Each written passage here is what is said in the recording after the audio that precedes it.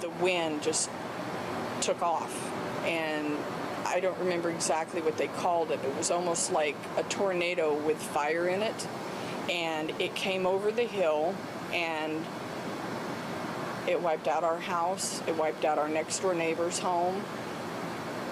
We were in the middle. The home on one side is still standing. The home on the other side is like ours, just pretty much rubble.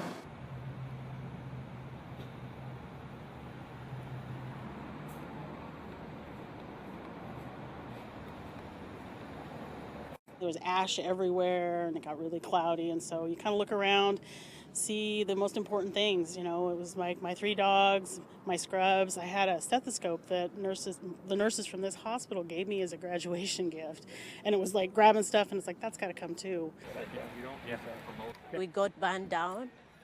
We have our neighbors, surrounding neighbors got burned down, but just a caring heart makes you really redirect your mind and focus to what you can do to help someone else.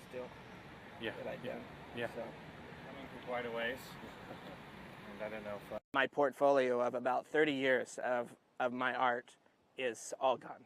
But like I said, I'm still got my talents and my hands, and I'm going to make more art.